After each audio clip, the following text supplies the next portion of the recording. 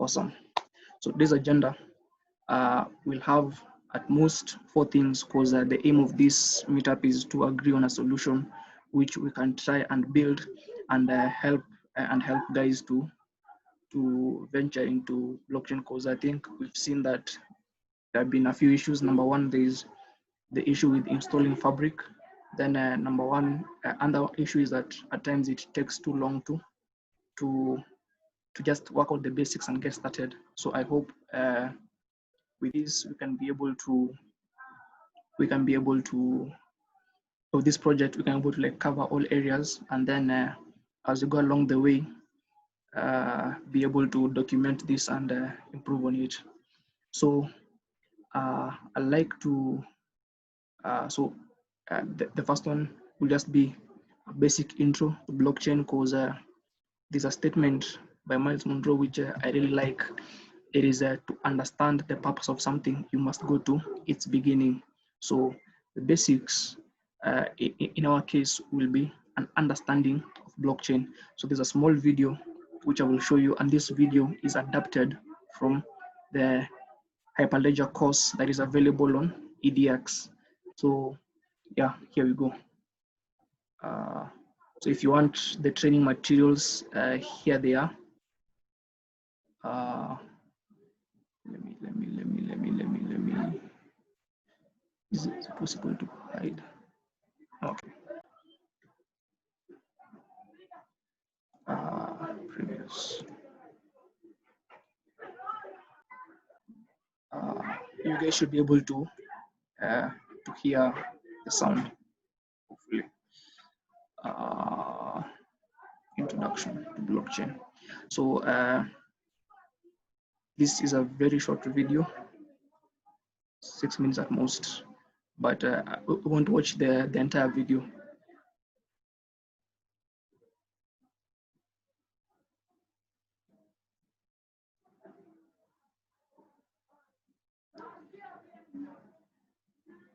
So maybe just a brief summary is we have to understand that businesses and the world interact. You've probably heard of. Can you hear the sound? Just confirm that you can hear the sound. Yeah, Mila, I can hear the sound. Thumbs up, thumbs up. Okay, all right. So here we go. It's called blockchain. But what is it? How does it work? How does it affect you? Hearing the word blockchain is comparable to hearing the word internet in the early 90s. It seemed elusive. Like something that wasn't going to impact your daily life. But here we are, more than 20 years later. Think about how the internet has transformed businesses, commerce, communication, even music and video. And that's not even touching on how the internet has affected you. We all carry the internet in our pocket. We can transfer money at the touch of a button, check the weather, get directions, and even have food delivered to our door. The next technology to have that kind of impact isn't some of the buzzwords you hear. It's not big data. It's not artificial intelligence. It's not even social media. It's blockchain. Now, let's discuss the vast promise blockchain has for every business, every society, and for everyone listening today. And let's begin with an example we are all familiar with. When you attach a file, a Word document, an Excel sheet, a PDF to an email, you aren't sending an original. You are actually sending the recipient a copy. And that's a great way to move information around. But it's not so great when it comes to things like money, stocks and bonds, music, loyalty points, intellectual property, tickets to a game or concert. Then, sending a copy is suddenly a very bad idea. Let's look at an example. If I send you tickets to a concert, it's important that I don't send you a copy. You now own the original asset, and I can no longer use or sell those tickets. Similarly, if I send you $100, it's important that I still don't own the $100 or have the ability to send it to anyone else. Both of these examples illustrate a double spend problem, and those can be eliminated with blockchain. So now, in this exciting time in history, every kind of asset, from tickets to money to music, can be stored, moved, exchanged, and transacted without an intermediary. People everywhere can transact peer-to-peer and trust each other by using collaboration and cryptography. How did we get here to this place of trust and collaboration? It began when Satoshi Nakamoto, whose true identity is still unknown, released a white paper in 2008 introducing a purely peer-to-peer version of electronic cash known as Bitcoin. It is here that blockchain technology made its debut. Even today, people believe Bitcoin and blockchain are one and the same. They are not. Bitcoin and other alternative currencies utilize blockchain technology. While an important one, Bitcoin is only one use case for blockchain. Blockchain allows people to exchange assets and perform transactions without a third party. Imagine a world where you don't need intermediaries. While traditionally we have needed central authorities to trust one another and fulfill contracts, blockchain makes it possible to have our peers guarantee that for us. But how? Assets like we've discussed are no longer stored in a central place, but distributed across a global ledger using the highest level of cryptography. When a transaction is conducted, it's posted across tens of thousands of computers around the globe. These transactions are recorded as blocks. Let's imagine a sheet of paper that has 25 lines. When a sheet is filled up with 25 transactions, the block is validated via group consensus. Once the page has been validated, it is added to a stack of previously validated sheets. Each sheet on the stack can be assumed to be trustworthy because once a sheet is validated, it can't be changed. Because at this point, all the sheets are linked together. And to link our sheets together, we embed information from the previous sheet of paper into the new recently validated sheet. In blockchain, our sheet of paper is equal to a block. The act of embedding a previous block of information into the current block of information is called chaining, hence the name blockchain. In order to compromise or hack a blockchain network, someone would have to gain control of the majority of computers in that network. This is extremely difficult to do. There is no longer a single point of failure, and this is what makes blockchain infinitely more secure than what we have today.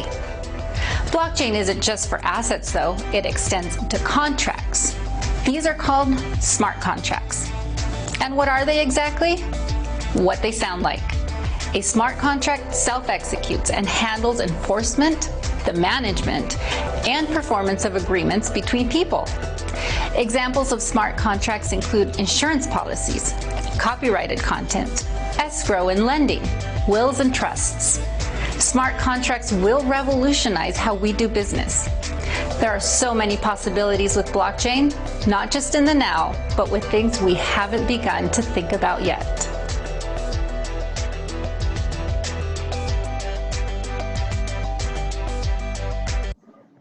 It's awesome. So that is a basic introduction to what blockchain is. So ideally, there's a sheet of paper called a block that you put on transactions, and then once that sheet is filled, you chain it to other pieces to other sheets, and so from there on, those sheets are reliable and cannot be tampered with. So the main selling point for blockchain is that things are immutable. Yeah, so let me just go there. So the main selling points are that things are immutable. So let me just highlight this. So I'll send a link to this. So the main feature, like one of them is that number one, transactions, say like things which happen on the blockchain, are immutable as compared to another DB, say for example, Postgres or SQL. You find that you can just open the DB and change it. Yeah, there are logs, but you see you've managed to change it, and somebody who doesn't know that you did that can't be able to like detect it. Then there is the element of transparency, whereby you are able to know who changed the what, and those sort of things. Then now another key feature also is the element of autonomy. So say for normal databases, there is normally a system administrator who normally acts as the person who is responsible for ensuring that that database is maintained and that correct data is always input. Also, there are things like ensuring that permissions are handled properly. But for a blockchain, what happens is there is no single person who has control over the database. This means that if I want to change something, I am equally as good as any other person on the network. So I can only change what I have agreed on. So maybe just to bring this point home is that on a blockchain, there's a difference between the administrator of the blockchain. This is the person who initializes the blockchain, and then there's a difference between that and the people who actually use it. So once the blockchain has been initialized, then whatever was agreed upon will be enforced with no further interaction by anybody else, and nobody can come in and bring things that weren't introduced. So one thing to note is that as you're thinking of a blockchain solution, you must be able to determine beforehand who will be using it and what you guys will agree on to be able to happen on the blockchain before you deploy it, because once you deploy it, it is sealed, unless now you have to go and bring it down, then select deployer version 2, which is pretty hard work. So these are like the main selling points of blockchain as a technology. And as you have heard, blockchain has use cases. So one use case that has been very common is one that was mentioned, Bitcoin, or rather the general area of cryptocurrency. So it's been made very clear that cryptocurrency is not blockchain. Blockchain is a technology, and cryptocurrency is a use case of blockchain. And so other use cases, as you can see on the list here, this course is by Hyperledger, available on EDX. So I'll send you the link after. Maybe I can put the link in the chat together with where is the chat? Together with everyone, together with like everything else. So where's this? Yeah, here we go. So one use case is you find is the element of healthcare. So this can involve things like medical records, maybe how drugs are flowing in a supply chain, and so on and so forth, so that drugs which aren't valid aren't introduced into the system. Then interesting, I just thought of something. Yeah, so there's the element of voting. This hasn't become like public yet, but yeah, voting can be like a nice use case. And then there's ID management, whereby you are able to verify that people are who they say they are. Then we have there's the management of land records and government stuff. We know that especially in Africa, land records are a mess and they are a big thing. So by introducing an element of blockchain, we find that we can be able to introduce a system whereby history of ownership of land is able to be tracked properly, and then you are able to be assured that the land you have was properly transacted. And then there is IoT, because the reason why IPv6 is being introduced is because many devices are coming to the internet. So you find that at times that IP addresses are running out, so they have to find a new way of identifying devices online so that those IPs can be able to fit. And so IoT has played a major role in that, because you can place sensors which happen to go over the internet anywhere. So that's a very nice use case. Then there's the element of energy. Yeah, so these are a number of use cases. And so with this as a guide, maybe for the guys who came in here with ideas, I'd like us to spend a few minutes, like 10 to 20 minutes, to discuss maybe an idea that you feel we as a community can implement. And maybe just before we start, maybe before we start, I'd like to mention that as Africans, we normally think that somebody will steal my idea, but the truth of the matter is everybody has ideas. The same idea you have is the same idea somebody else has. So the aim is the difference is in the execution, and the same idea cannot be executed in the same way by two people to bring the same value that they had envisioned. So you can feel free to share your idea if you are comfortable. And yeah, so any questions before we start on the ideation process? Feel free to unmute your mic. Yes, Mila, I just had one question. Yeah. With the whole blockchain process, from what I've just, from the video we just watched it, it mentioned that there's a chain, there are a number of, let's call them computers for the block to be validated. Yes. In this case, is it a network that you would have to add your, let's say, application to, or do you have to create that chain yourself? Do you have to create those computers on the network themselves to actually validate a block?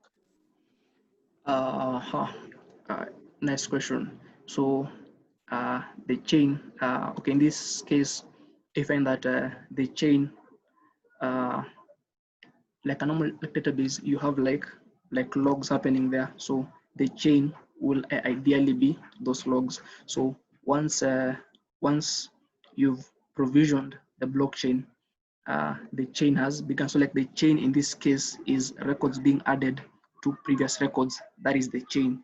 And so if you now want to introduce other computers, which are now referred to as peers, you add them to the network, and then that chain of records is available to them, but they can only edit what they have been allowed to edit. So in this case, you have to deploy the blockchain, and then guys join your network so that they're able to share the chain of records in this case. Okay. Yeah, think of it also. Of a ledger. Say for example, there are companies, I think it's insurance or something, whereby you have to report, yes, insurance. So insurance companies, they normally have to report to the insurance regulator in the country that these are our policies. They were issued this way and this way and this way. And so the insurance guy is able to monitor what the insurance companies are doing. So if an insurance company is to deploy a blockchain, they will have, say, their offices as part of the chain. And then after doing that, say if they want to add somebody like the guys who do the regulation in Kenya, they now add them as a peer just to be able to validate that their records are flowing through the system properly, and so on and so forth. Okay, thank you. I think that makes a bit more sense. Yes, and as we continue here, maybe just to one more thing, there are two kinds of blockchains. There are public blockchains, and then there are private blockchains. So Bitcoin is a use case for blockchain that implements the public blockchain, whereby everybody has access to it. And there are private blockchains which are only accessible in an organization, or maybe with third parties who you have allowed to be able to access your like your network. And that is where Hyperledger comes in. Hyperledger comes in because it's geared towards private, in the sense of organizations which choose to deploy a blockchain are the ones that have access to the blockchain. Yes. So to the ideas. So I mentioned something under healthcare. Maybe let me just, so I'll be doing this in real time, by the way. Under healthcare, I had something I thought of as I was just presenting. I didn't come before. I found that in our country, medicine normally has issues. Like you find, say, a medicine is called cold cap, but the packaging for cold cap in, say, one shop is so different from the packaging in another shop. And so you get to hear stories around how people set up their own medicine manufacturing plants. Then they manufacture medicines which look like other medicines. Then they sell them to shops. And this is normally identified when you come to purchasing. Like you can go to one shop, the same tablet, say, costs 10 Kenya shillings, but then in another shop, it costs, say, like 2 Kenyan shillings. And you find that though they have the same name, how they were acquired is different, but the end users don't have awareness of that. So maybe this can be, oh, by the way, you guys, I didn't plan for this. This just came up randomly. So we'll have another slide, idea 2, idea 3. Yeah. So we'll get to that. So medicine manufacturing. Yeah. So medicine manufacturing, and then there is the element of unmentioned people setting up their own medicine manufacture, their own medicine plants, and injecting illegal, let me just close this, illegal medicine into the market. Also, there's an element of you find that this will land in a low class. I think there are countries which normally invest in doing things like this was an example of snake venom. Yeah, so snake venom to cure snake bites. You find that in our country, curing snake bites is a very tedious task because there are no medicines which are aimed at this. So you find that before, companies were coming into the country, and then they come, they go, they research on snakes, different types of snakes, because see, like snakes are different for each and every country.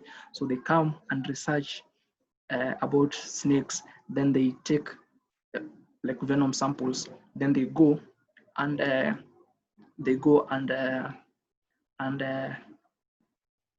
come up with venom, so that when you go to a hospital with a snake bite, you are coming to get actual treatment and not just painkillers to help you go along. Because you find that there was a news feature in the course of last year whereby you find that hospitals were struggling with snake bites, especially in the eastern area of the country. So now, after these companies have gone to do their research, because research costs money, when they now bring this the snake venom into the market, what happens is some people take those samples, then they go and rip them off, and the ripping off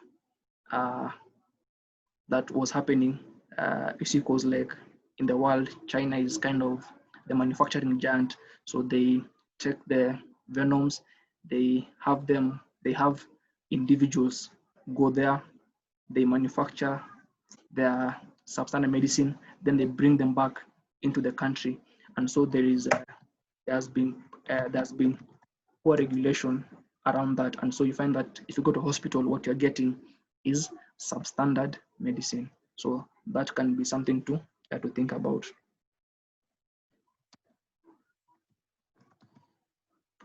Poor snake venom.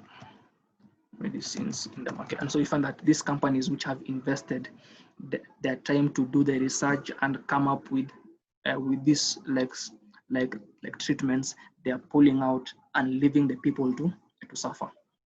Yeah. So anybody else who has something that can be put up for discussion? Hey Miller, I have a question. Yeah, shoot. Once you've provisioned and deployed a public blockchain, is it possible to take it down? For private, I'm assuming it's possible, but for public? Because my best answer to that will be because you provision them on computers. If all the computers are taken down, then it means that your blockchain is no longer accessible. Yeah. Okay. All right. Madenge, you had an idea that you're doing for a project. Will you be comfortable sharing it? We discuss it.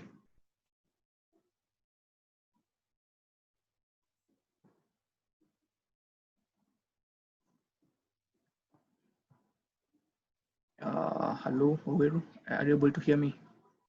Let me ask him to mute.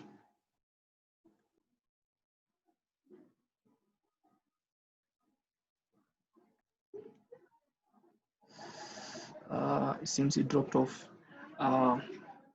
He's back.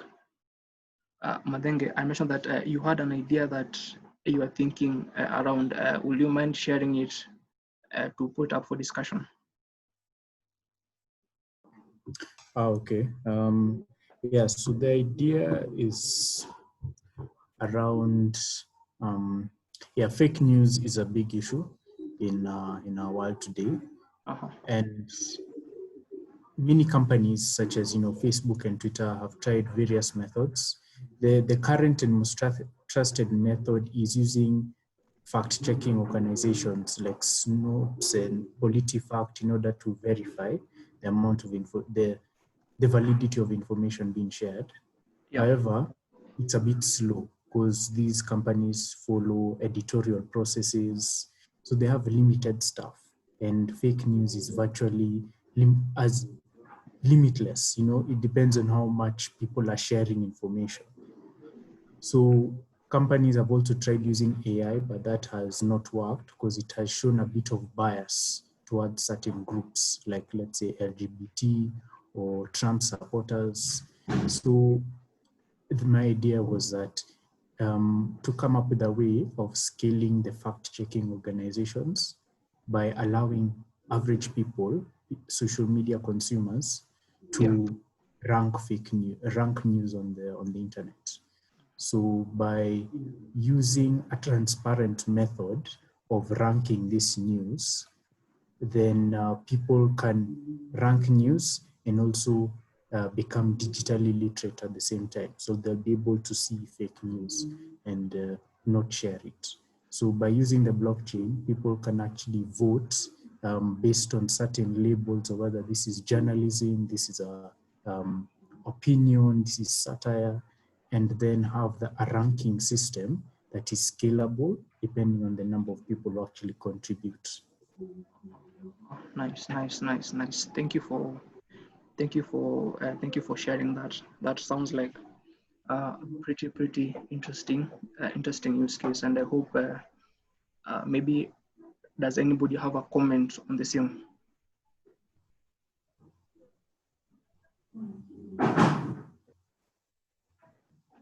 Maybe just one. For the allowing social media users to rank news is actually one of the ways that the whole thing for fake news can be curbed and all that. And one of these ways, actually, Twitter has just started something whereby before you retweet a headline, it asks you, are you sure this headline does not tell the truth? Are you sure you want to actually share this? Maybe you give it a read first and then you can share it. But what I'm trying to drive to is that how are we sure that is there a way of confirming that these are actually social media users and not just an account farm, somewhere whereby people just seated there and they are paid to you know, they're paid to just rank this news highly, or to just say this news is ranked highly. I think it would need a way to have, you know, you'd have to get a way to find out how active are these users on these platforms. What do they do? How do they interact? I wouldn't know how exactly that would happen, but we've seen those cases whereby someone is buying followers or something like that. They are buying likes, or they are buying such things. So it wouldn't hurt someone, you know, to say, okay, they want a ranking system and it has to be transparent. Let me just buy people to rank this post up, to do something to this post and say, this is good news, you know, and all of a sudden you see someone who is spreading still fake news, but they are ranking highly. So ideally, we would have to find a way to find that balance in who is actually ranking and which site is being ranked. Somewhere in between there, there's supposed to be balance, I believe. Interesting. Trevor, adding on to that. Yeah, continue. Go ahead. Sorry, finish. No, go ahead before I finalize. Go ahead. What if the people also rank the people who rank news, so that if you find that the highly ranked people are the people who actually do rank the proper news. You know, if people see that this person ranks the fake news, then he'll go down. Like, I don't know, it's a thing like Reddit does, right? People rank the posts, and the best posts gets the highest comments, I think, or something like that. I've not really used Reddit, so I'm not so sure. Thank you. And maybe this is where I can bring in Umar, because you see, this here seems to be like the main issue which needs to be solved. How to ID people, and I believe blockchain with Hyperledger provides a framework which allows you to set up an identification system, because you, as people are coming in, as they are joining, you are able to ID them.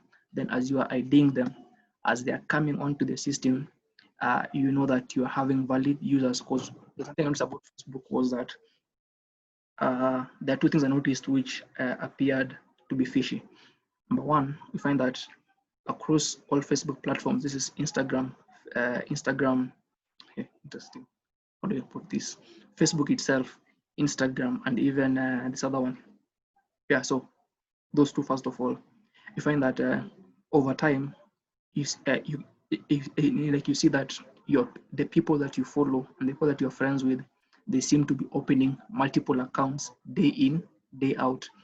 And if you tap their account, you find that it's only one picture, like their profile picture, then like one post that is somewhere there, and that's it, over and over and over again. So you see, this now becomes an issue, because you see, Facebook is an advertising company, so they need people to pay for adverts. So as guys are paying for advertisements, you find that bots are actually viewing those adverts, and that is counting towards the money that you're spending. So maybe Omar can tell us a bit about how to help in IDing people on blockchain systems. Omar. I'm not sure I have a valid solution or things, but obviously you're right. The people who are doing the ranking must be identified, and though just the question how to do that in a very solid way. Who will identify those people? So we can be sure that they are not paid or to rank some news higher than another because just of the financial incentive. From the Hyperledger point of view, on the technical point of view, solution does exist. I'm thinking of the Indie platform. It's the platform in the Hyperledger group of technology. Hyperledger Indie is something really made to address those problems, but it's not a simple issue. It's very, very complicated, because for there is the notion of self-sovereign identification or identity, because people, the principle is this: the people have the control of their identity, who they give it to, and what information they give in all the identification facet, if I can say that. So the question is, who will put that platform, that ranking platform in place? It must be someone people trust, because trust is central. And what will be the meaning to identify the people, and in which parameter? Because if I have my identity, I don't want to give my financial items or elements just to do the ranking or that kind of thing. It's I don't have a solution, but people are reflecting on those subjects, but it's not a simple issue. Okay, so Vibranium. So along the same lines, we find that this guy, his name is Eddie. Eddie is our outgoing community lead. His company was dealing with something along the same lines of IDing people. And so Vibranium is a project which you can check out. Here's the Medium page, and there is a post here about the Kweli Pan-African ID framework. So this can be something that we can be able to like look into, to be able to see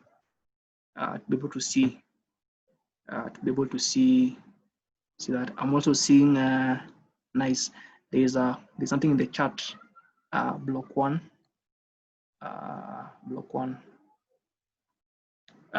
is also in the chat. So there seems to be a company that that is dealing in to bring transparency to social media, and so on and so forth. So yeah, these are pretty nice things. And so I'd like us to move on to, so we are going to agree on which idea to start with, the implementation. So I'll allow for one more idea. Might anybody be having any other idea that they feel can be a good use case for blockchain, especially in the African context? Feel free to unmute your mic, and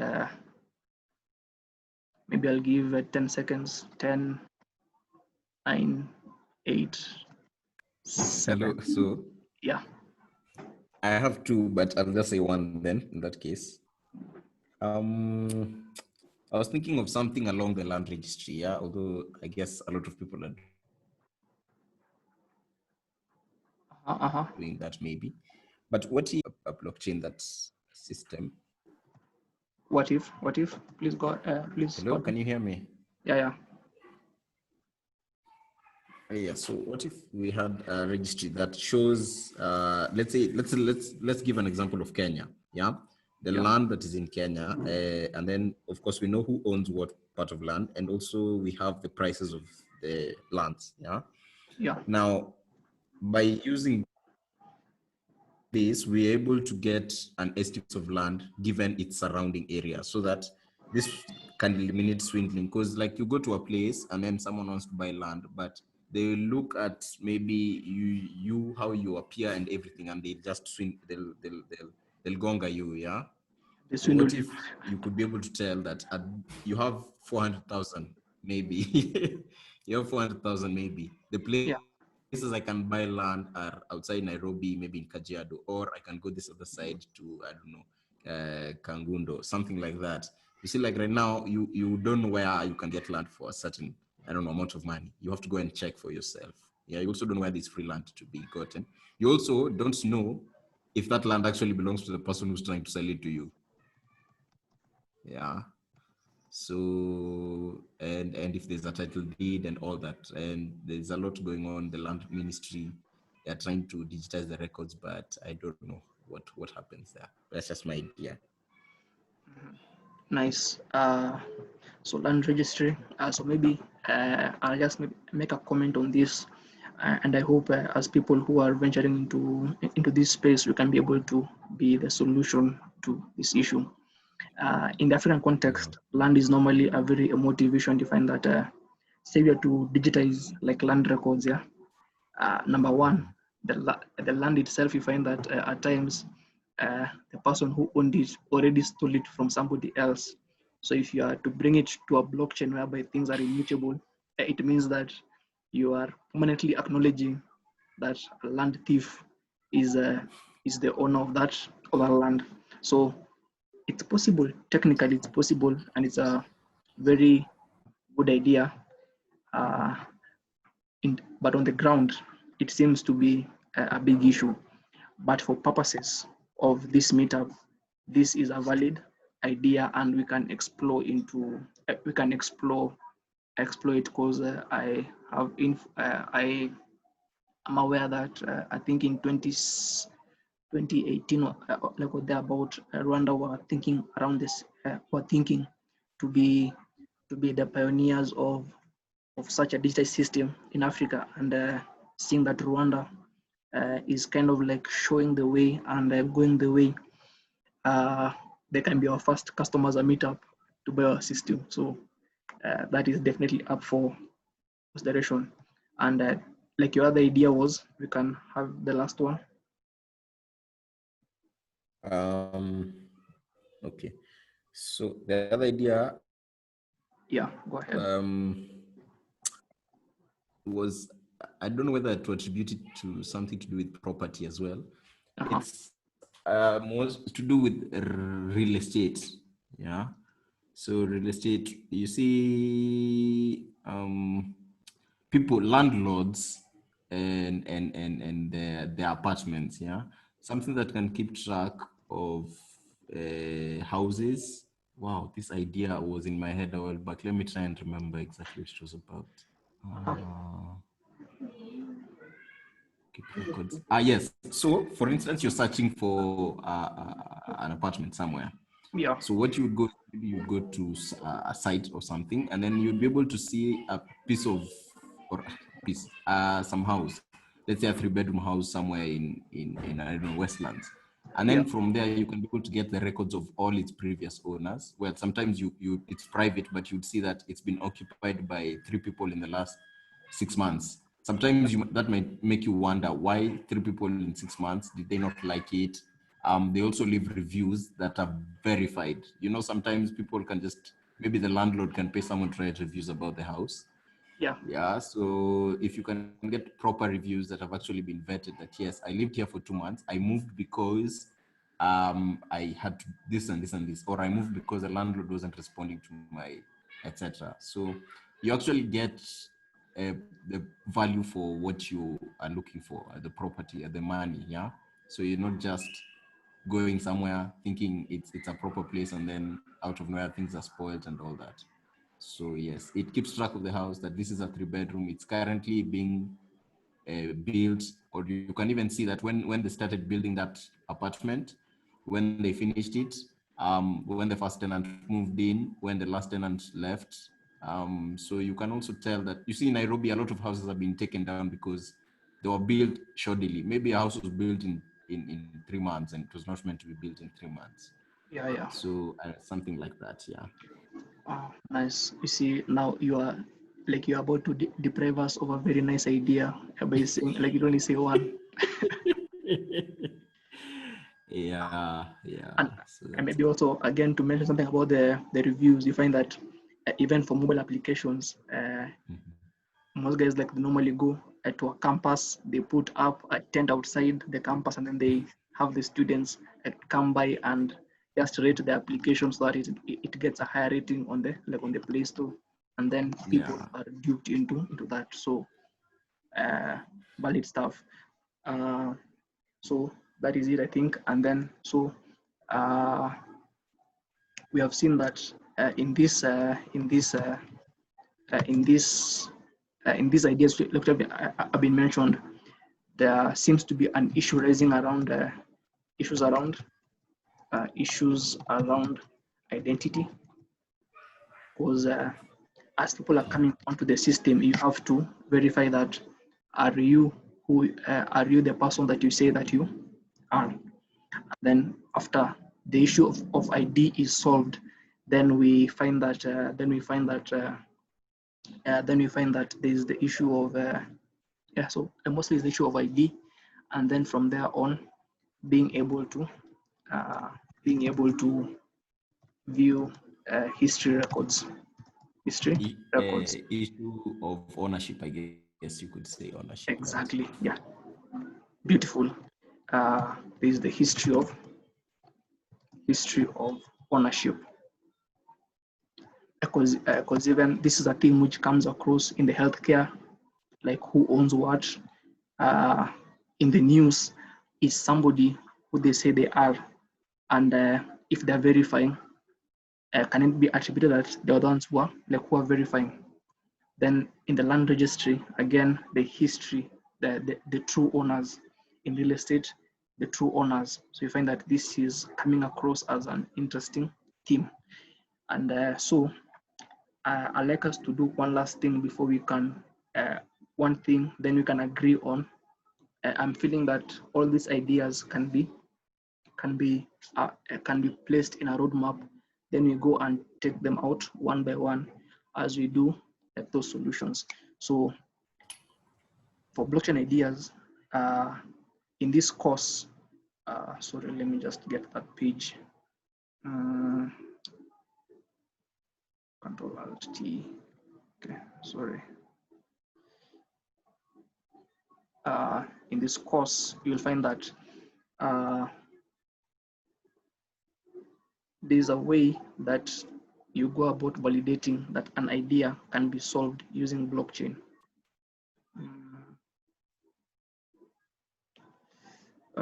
Use cases, yeah, it's something called a blockchain decision chart. So here, the first question that we'll ask ourselves, will a traditional DB meet our requirements? So in all our use cases, I believe this is a no, yeah? Anybody thinks it's a yes? We have healthcare. I was about to ask that question, actually, to raise that issue about all those ideas are seducing, and I love that. But the outside world are going to ask us why blockchain, and actually it would be a good idea as you start to do it, Milo, to just for people to try to defend, if I can say, the why. The why of blockchain. Why not using MySQL or Postgres or Oracle or whatever technology is existing to do all those ideas, and why the blockchain? So I'll let you proceed with that. Thank you. Awesome. So say, for example, we have the healthcare use case. If I have my DB on Postgres and then somebody is adding their medicine, is it possible for me to just go in there and change the origin of the medicine? I think that's a yes. In fake news, if I have like users who I'm setting up to be able to like rank people. Now this one here is interesting because just this weekend, I think Trevor can attest to this because he's normally very active on social media. Twitter had an issue over the last few days whereby high-profile accounts were hacked. But like what happened was apparently they engineered it was Trevor. Maybe you can take us over that because I think this is something you had looked into. Yeah, very much. Trevor, go ahead. Yes. So what actually happened was major accounts were hacked. I mean, Jeff Bezos, we had Elon Musk, we had Bill Gates, we had even some popular people like Kim Kardashian, the Kanye West, and all those guys. So they were actually their accounts were taken over by someone. The way this happened was that this person just got, it was a social engineering attack whereby they just knew someone, an employee. They just went through what they know, how their social media is, or who they are, and all those small details, and probably built a profile around that employee. Then they got access to Twitter's back end or Twitter's admin panel. So apparently that is how it all worked out. That's basically how they got access to these accounts. And these are not small accounts. This is, I mean, we are talking about company accounts, Apple, Uber. We are talking about high profile people like Bill Gates. So if even they actually got to the former president, Barack Obama, all these accounts were actually got. And yes, basically that's how they did it. Now imagine if it was and I say a company like CNN, which is supposed to give us verified information, and that it is now doing this. I mean, they just put one Bitcoin address and said we are giving back to the people. So if you send 0.5 Bitcoin, we're going to double it and send you 1 Bitcoin. If you send 1 Bitcoin, we'll double it and give you 2 Bitcoins. So that's how they actually were doing it. Now, the account actually got about $100,000 through that whole thing. So all those people were duped into, and there were accounts whereby you could believe that someone could actually do this. I mean, there's a gentleman on YouTube who is called Mr. Beast. Mr. Beast gives out a lot of money. He does a lot of charity work. Elon Musk is one of the crazy people we have in the world. He does very weird things. So if he says, I'm going to give back Bitcoin in the next 10 minutes, you send me this Bitcoin and I give it to you back. I mean, the world is still a bit, I'm sorry to say this, it's not very developed as well, because there are people who still believe that to get money, there's still people who believe that if someone will send you money and you'll get money for free. So yes, that is how ideally the whole Twitter hack went. Exactly. And so here there is like one thing came across, you find that Twitter had abilities which ideally they shouldn't have. Yeah, because so maybe blockchain can be an interesting use case around that. And you see, if that happened via social engineering, it means that it's possible that even a hack on like their servers could have this information in the open. So here maybe a 50-50 it can be like 50-50 here, maybe 60-40 there. So yes, like 60-40 like no. Now for the land registry, here I believe here we can have a strong yes, because land in terms of technically speaking, we can have here a strong yes, because like land records, number one, I think in our country, maybe for Umar, because he isn't Kenyan. What happens currently is that you find that land records are normally kept in like a very big room. It's the same. In court in Senegal, the most there are many cases of someone sell me this land, and do you see 40 other people who got the same land from the same guy, and it's a real big mess. But as you say, it's not a simple question. Actually, all those the things are not technical. Does not require technical solution only. It's very complicated. It's a human things. It's complicated anywhere in Africa. Exactly. And you see, like even for us, you find that those records are normally kept in like a room. So they call it ardhi house. Ardhi is the Kiswahili word in Kenya for land. So ideally land house. So they are kept there. So if you want like land records, you go there. You go there and ask it. Yeah, they get the what. And you come the next day to grab the paper, or the week after that. Exactly. And then if somebody like doesn't want you to own that land, it's possible that that record can go missing as a result. And even in the department, with the Department of the Land Registry, there are people who are corrupted, who do whatever they want, and you can stop those people from manipulating the paper registry, or even if it exists the computer, the digital registry, because it's a single point of failure, as you said. There is no validation. There is no historicity, because we all know that in any database you can change the information without someone noticing.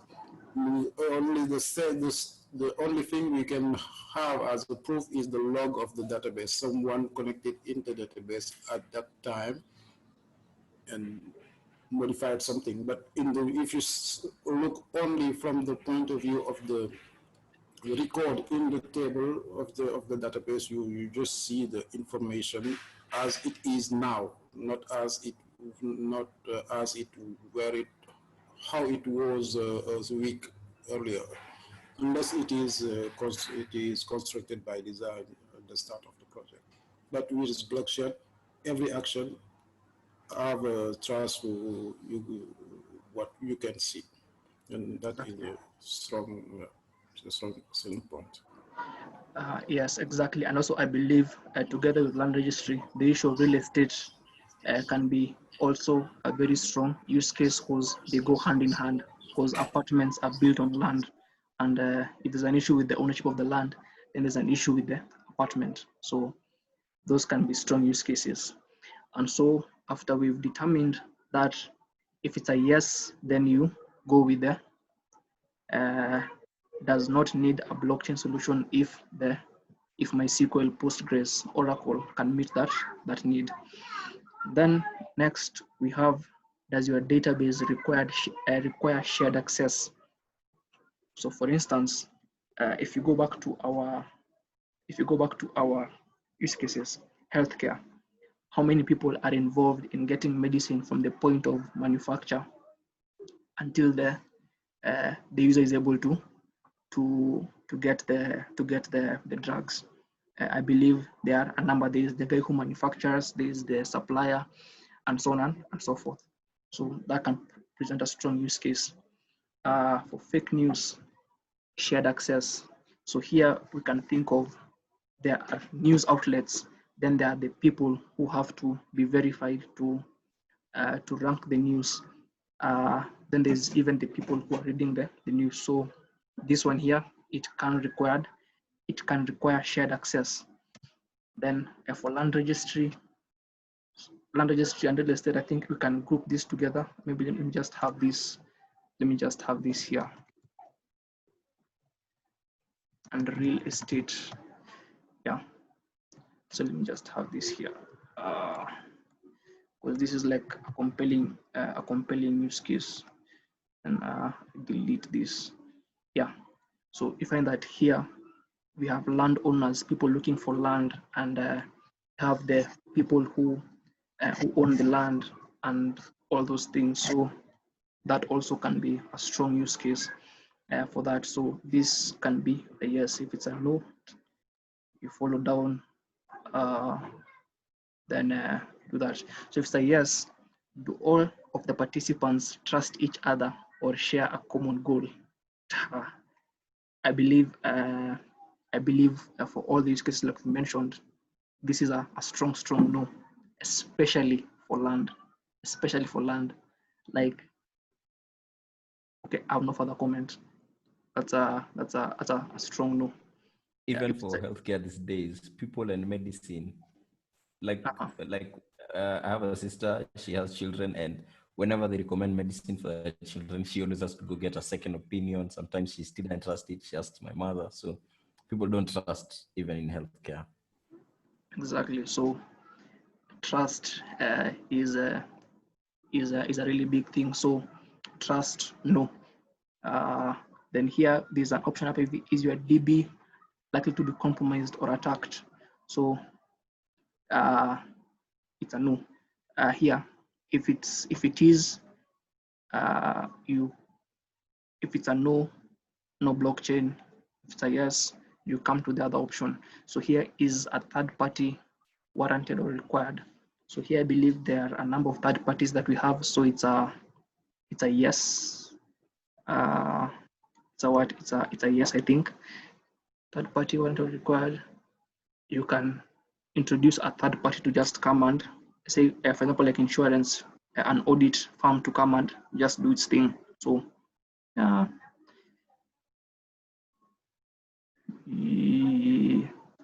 they wanted? Maybe yes, I think. Is the third party one required? Are they required? Maybe I think this is in the context of to validate data, maybe to come here. So maybe a no, I think. And then here, do you need to control the whole access, who has access to the blockchain? So in our case, for like land records, we actually need to control who has access to the records. So that can be a yes. And then is the data private? Also a yes. Then be like for healthcare data is normally private, so it's a yes. Fake news, do we need to control who has access to the blockchain to verify news before it's let out? Comments, ideas. Madenge, do you think we need to control who has access to the blockchain? Yeah. If you look at it in terms of like the way ranking is done, you might have the bad actors who will decide that maybe we'll skew a certain agenda to our favor. So you'd probably need like people overhead, like let's say fact-checking organizations who have more access to the data that's actually on the blockchain, and to have like, let's say, a final say. However, also for these fact-checking organizations, I feel that it can't just be one, it has to be many of them who have to agree on whether this story is factual or not. So if you look at it from that perspective, you'll have some access control in the way the system works. So that's a yes, yeah. And for land, also a strong yes. So having said that, we learned that a private blockchain being a solution. If the answer is like a no, then a public blockchain, say like Bitcoin, Ethereum, and the likes, will be a great solution. So for the context of the meetup, I believe all these ideas meet the technical element to warrant us to use private blockchains. And so under the private blockchains, we find that there are a number of them.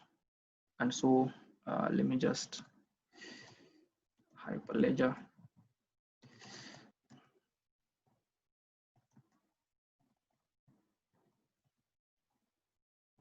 So there are a number of them as we come to the close.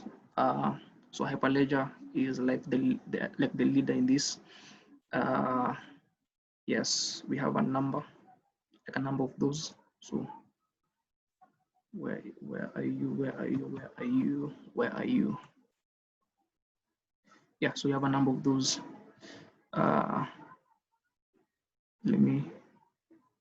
Here they are distributed.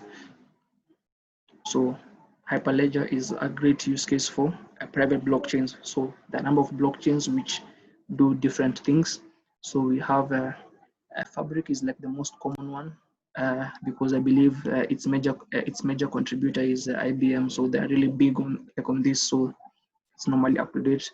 We have this, which is an Ethereum client. We have Barrow. Does its thing. We have Indy, as Omar had mentioned, which is big on ID. Then we have this one, Iroha is modular. Actually, I believe I've used this for projects, for the Finalia project. So it was interesting. Then there is Sawtooth, which is aimed at industries which have supply chains. So that is that. Yes, so I believe so in our next meetup, what we shall come to do is we shall come to agree on, or rather, let's just maybe we can, I believe this, like all these ideas are actually valid, so we can start maybe voting which idea will go first, and then you can have them in the pipeline. So essentially, we should plan out, say, I think a month or so, so like a month here and there to get one done. Alternatively, we can go about it in a different way. Instead of per idea, we can go about it per theme, because you found that number one, there is the issue around identity. Okay, so if we have an ID use case, then we can tackle healthcare, fake news, and this. So we can do that. So does anybody have any ideas? How do you guys think? How do you guys want to go about it? Is it or other, like, which idea do you guys want to have go first?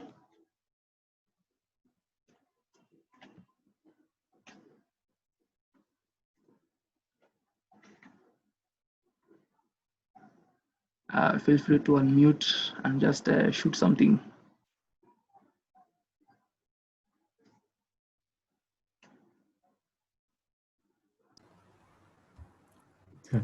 Yeah. Okay. Like okay, I'll go first. So I feel that probably we can go for the okay, this will turn a bit off, but I want to go for the fake news. I want to actually see whether it's viable or not, because it's actually my project, and I actually feel that even from today, I've learned a few things, and I've actually written some of the concerns down, and I'll actually think about them.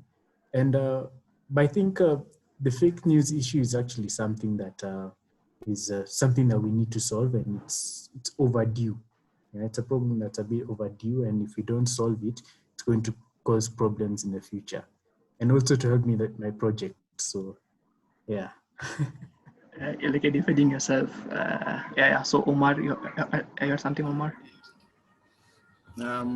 So for me, I prefer to go with the land registry or the healthcare. I don't know. You decide, because I think it's a more global problem, and I think that blockchain is a global technology. Okay. For in many ways. Awesome. Well, that's it. Trevor, I see your mic was unmuted. Yes. Well, the first thing is that I'm glad you went through the chart, the one for choosing, determining whether you need blockchain or not. I was worried that some of these things, like Omar had said before, you can just have a simple system with an SQL database that is going to help you. So I've always been worried about blockchain that way, because it's not something that is straightforward as per se for most people to understand. So we have to actually make a case for it and say, this is why it's better. So in that regard, I don't know, it would, the one for health, I'm not yet sure, I'm not yet really convinced about it, if I'm being honest, in the terms of blockchain.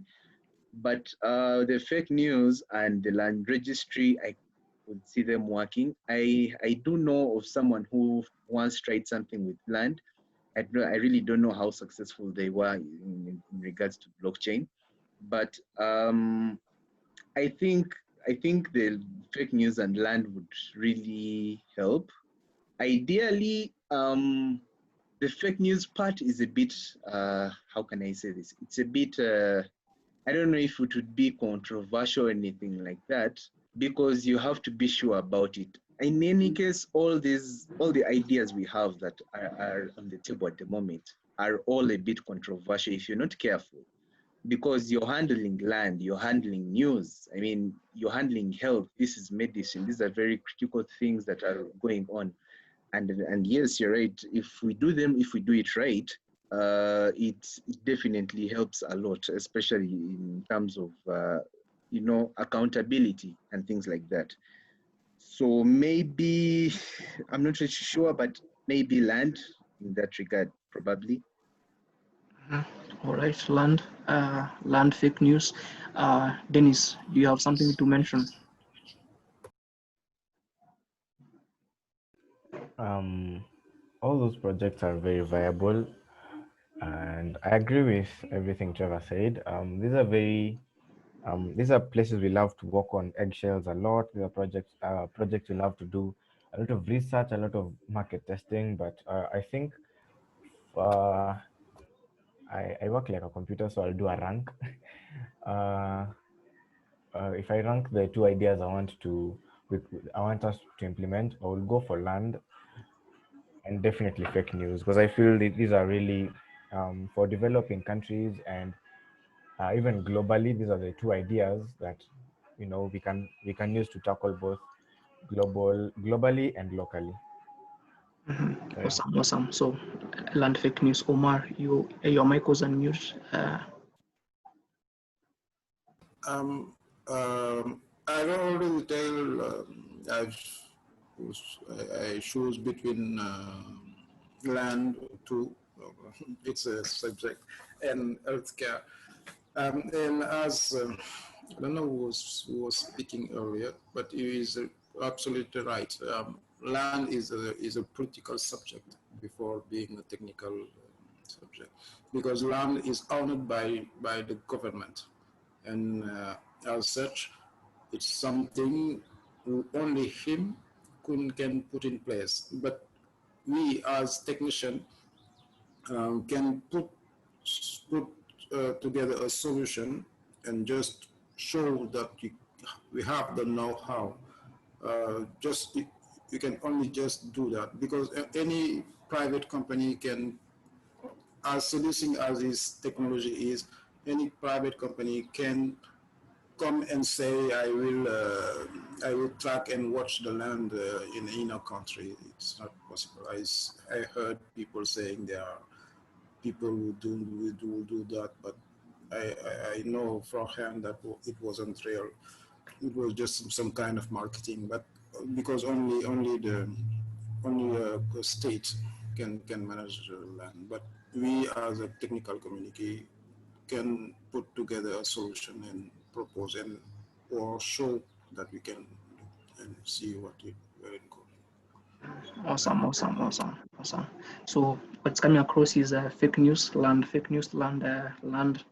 very emotive, very important call. Derek, is it Derek or Derek? You came in later, I think. Maybe you can quick intro and give us your opinion.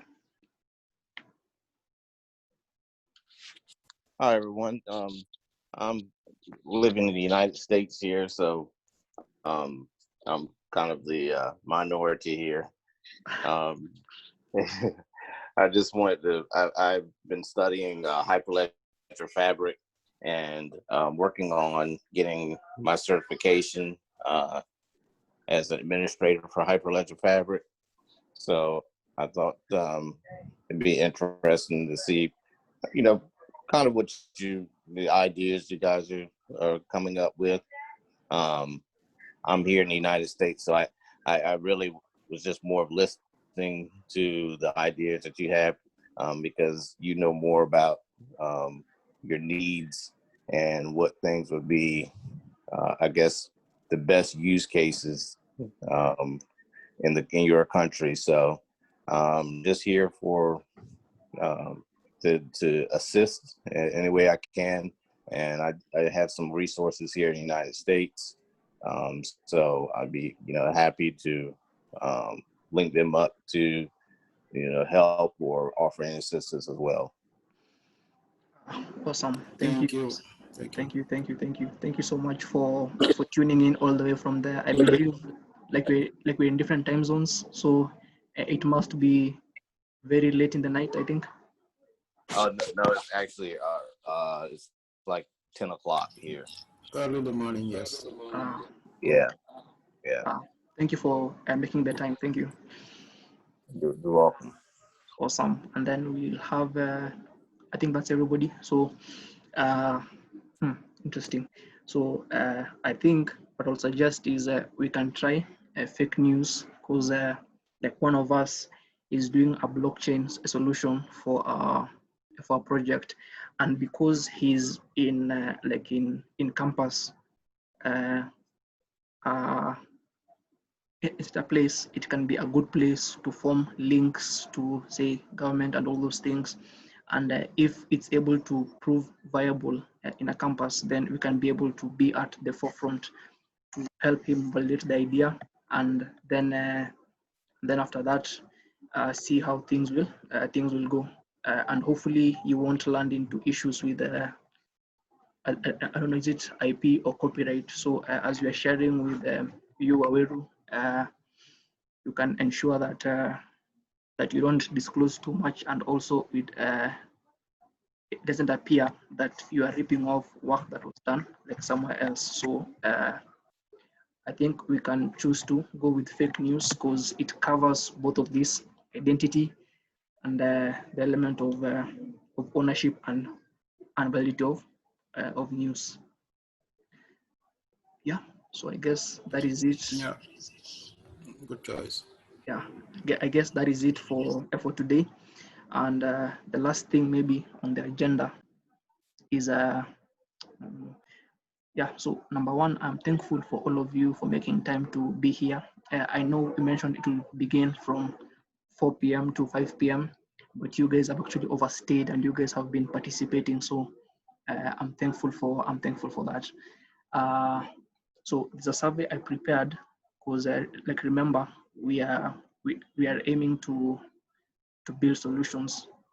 The survey I had prepared, let me just show you how it looks like.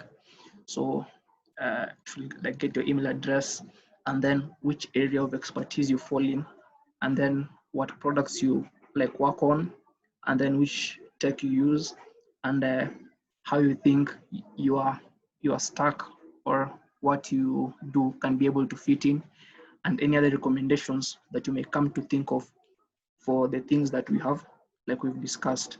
So this will help us plan for the next meeting, whereby we'll be discussing how now we'll go about implementing it technically and allow it to fit into the markets we are envisioning. So maybe for Amadenge, as you are doing this, will help with the technical implementation, but then now you will now bring it to a place whereby it's able to be used in a social context. And I believe that is where your project will be able to make a difference, and you won't be able to run into any IP issues or things of the sort. Yes. And then okay, I have a concern on that. Probably like, especially with the school projects, they usually tend to be IP concerns. Yeah. The school tends to own a portion of the project. So that's something we actually have to consider before we really put our your full weight into this, and then now we end up getting disappointed later on. So that's something we can think about. Interesting. Yeah. Matenge, did in your current project, did you come to that step of thinking about intellectual properties? Because I like sorry, in the blockchain fields, it's common to say that we don't store data or real data in object, maybe image or sound or things inside the blockchain. We just store the reference to those objects, of those blob objects to be precise. What I see for some such platform is to avoid the intellectual property obstacle, we don't have to store the news or the information inside the blockchain, but only the link to the page of which are referring to the news. Maybe that can be some reflection we can have, and maybe I don't know if you have reflected on that and where you are in the step of IP. Maybe some other day you can demonstrate your solution so you can have some inspiration. Okay. Yeah, I hear you. So I've actually thought about that. It's going to be the links to the news are going to be referenced. However, the problem that I'm stating here is that the system itself, yeah, and if it becomes successful, the school would want a stake in it because it's something that I'll be presenting to the school. So the school will own a stake in the project, and that might actually bring in IP issues for the system and not the data that it actually has or references.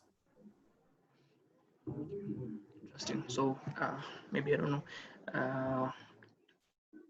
Interesting. So that IP issue can be an issue.